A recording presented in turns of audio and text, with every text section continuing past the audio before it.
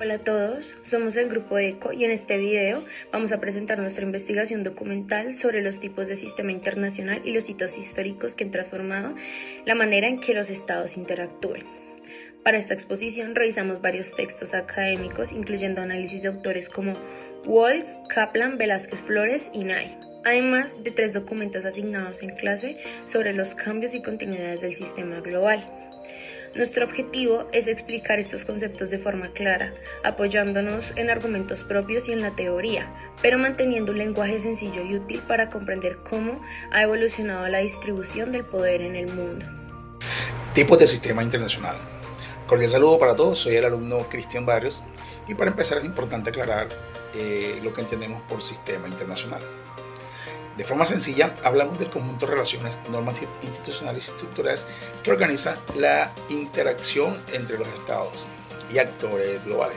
Según Velázquez Flores, el sistema se caracteriza principalmente por cómo está distribuido el poder en cada etapa histórica. Esta distribución es la que permite clasificarlos en sistemas unipolares, bipolares o multipolares. Sistemas unipolares. En esta parte vamos a explicar qué es el sistema unipolar. Un sistema unipolar aparece cuando solo existe una superpotencia claramente dominante. Esa potencia concentra la mayor parte del poder militar, económico y tecnológico, por eso puede influir en la mayoría de las decisiones importantes del sistema internacional. El mejor ejemplo es el periodo posterior a 1991, cuando cayó la Unión Soviética. Estados Unidos quedó como la potencia principal y no tenía un competidor directo. Según Joseph Nye, este tipo de sistema funciona no solo por el poder militar, sino también por la capacidad de influir cultural, económica y políticamente. La estabilidad del sistema unipolar depende mucho del liderazgo del hegemón y también de que tanto los demás estados acepten las normas que este país promueve. Sistema bipolar. Ahora pasamos al sistema bipolar. Aquí la estructura del poder es muy distinta. El sistema bipolar aparece cuando hay dos superpotencias con capacidades similares. El mundo se divide en dos grandes bloques. El ejemplo más claro es la Guerra Fría, con Estados Unidos por un lado, la Unión Soviética y por el otro. Cada potencia tenía aliados institucionales y modelos ideológicos propios. Kenneth Wall explica que este sistema es estable porque cada potencia conoce muy bien los límites del otro. La disuasión nuclear también evitaba que estallara una guerra directa. En un sistema bipolar, los estados normalmente deben alinearse con uno de los dos polos.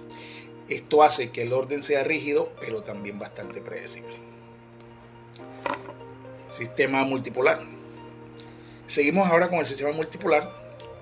Este sistema aparece cuando existen 3 o más potencias importantes al mismo tiempo. Ninguna tiene poder suficiente para dominar por completo las demás. Un ejemplo histórico es el concierto europeo del siglo XIX, donde varias potencias tenían niveles similares de influencia. En este sistema las alianzas son más flexibles. Los estados pueden cambiar de socios según sus intereses, algo que no ocurre tan fácilmente en la bipolaridad. Kaplan señala que la multipolaridad puede generar cooperación, pero también mayor riesgo de conflictos por mal cálculo. Hoy se considera que estamos avanzando hacia una nueva multipolaridad. Entre las potencias actuales encontramos a Estados Unidos, China, India, Rusia y la Unión Europea. Para entender mejor estos 3 sistemas, hagamos una comparación, de acuerdo al cuadro. La comparación rápida. Miramos que en la unipolaridad hay un solo líder mundial. La estabilidad depende del hegemón y de su capacidad para imponer o negociar reglas globales. En la bipolaridad, 2 potencias dividen el sistema en 2 bloques. Esto genera competencia, pero también una estabilidad basada en reglas claras y en disuasión. Y en la multipolaridad, varían potencias, comparten el poder. Es un sistema dinámico con muchas alianzas posibles, pero también con más incertidumbres. En resumen, un polo es concentración de poder, 2 polos es equilibrio por competencia y 3 o más polos son flexibilidad y complejidad. Estos 3 modelos muestran cómo la distribución del poder define el sistema internacional en cada momento histórico. Muy buenas tardes, mi nombre es Daniel y vamos a hablar sobre los tres principales hitos de este tema muy importante y principalmente vamos a hablar sobre la paz de Westfalia, la cual se dio en 1648. ¿Sí? La paz de Westfalia, firmada en 1648 en Otterburg y Münster, puso fin a la Guerra de los 30 años en Europa. Su principal aporte fue consolidar el principio de la soberanía estatal, estableciendo que cada estado tiene autoridad sobre su territorio sin intervenciones externas. Este hito marcó el nacimiento del sistema internacional moderno, caracterizado por un orden multipolar europeo. Además, sentó las bases del pensamiento realista de las relaciones internacionales, al reconocer que los estados actúan principalmente en función de su poder y solo por sus intereses. Por segundo, vamos a hablar sobre el Congreso de Viena, el cual se dio en 1814 y 1815. El Congreso de Viena se celebró en 1814. Por consiguiente, encontramos el Congreso de Viena, pues este se celebró entre 1814 y 1815 tras la derrota de Napoleón. Las grandes potencias europeas como Austria, Rusia, Prusia, Reino Unido y Francia, ¿sí?, reorganizaron el mapa político de Europa con el objetivo de evitar nuevas guerras generales. Se estableció el llamado concierto europeo en un sistema multipolar basado en el equilibrio de poder.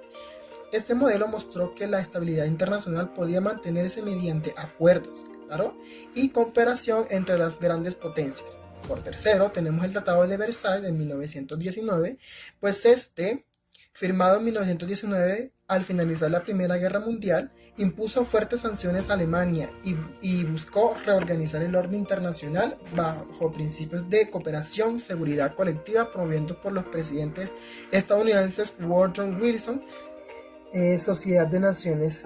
Sin embargo, las condiciones impuestas generaron tensiones que facilitaron el surgimiento de la Segunda Guerra Mundial, pues esto evidenciando los límites del idealismo liberal frente a la realidad del poder internacional. Esto es todo, le damos paso al siguiente compañero. Muchas gracias. Buenas tardes, mi nombre es Camilo Villamil y pues tras la Segunda Guerra Mundial el mundo se dividió en dos bloques, liderados por Estados Unidos y la Unión Soviética, representando el choque entre el capitalismo y el comunismo. Aunque nunca hubo un enfrentamiento militar directo entre las potencias, ambos bandos compitieron ferozmente mediante el espionaje, la carrera espacial y una peligrosa acumulación de armas nucleares. Durante 4 décadas, el planeta vivió bajo tensión constante de conflictos indirectos y crisis como la de los misiles en Cuba, hasta que en 1991 se dio la disolución de la Unión Soviética y dando una transformación a la historia moderna. Ahora vamos a dar un pequeño resumen de cómo fue este hito de la Guerra Fría hasta la época actual.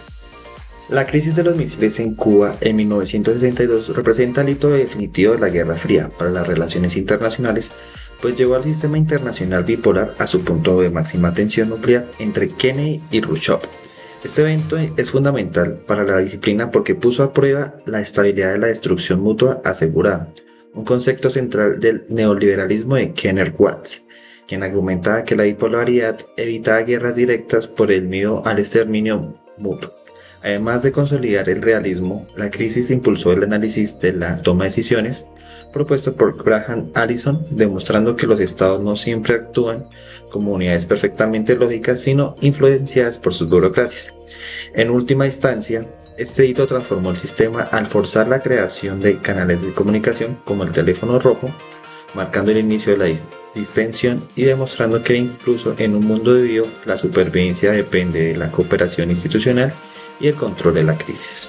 Desde la disolución de la Unión Soviética en 1991, el sistema internacional transitó un momento unipolar liderado por Estados Unidos y el optimismo liberal de Francis Fukuyama, hacia una realidad mucho más compleja y fracturada. Este orden se vio sacudido en 2001 por los atentados del 11 de septiembre que desplazaron el foco hacia una seguridad y hacia el choque de civilizaciones de Samuel Huntington, demostrando que los actores no estatales podrían desafiar a la gran potencia, y que posteriormente, durante la crisis financiera de 2008, marcó el declive de la hegemonía económica occidental y el ascenso a China, impulsando una multipolaridad, analizada por realistas como John Mearsheimer, quien advirtió sobre inevitablemente la competencia por el poder. Finalmente, entre 2022 y 2026, la invasión a Ucrania y la carrera por la soberanía tecnológica han consolidado un sistema multipolar fragmentado donde la globalización retrocede frente a la geopolítica clásica y el realismo de teóricos como Stephen Ward. En este viaje de 3 décadas hemos pasado de un mundo que buscaba la integración universal a un individuo de bloques estratégicos que luchan por definir las nuevas reglas del juego global. En conclusión, la forma en que se organiza el sistema internacional depende de cómo se distribuye el poder en cada etapa histórica. Los sistemas unipolares, bipolares y multipolares no son estáticos, cambian según guerras, tratados, crisis económicas y el surgimiento de nuevas potencias.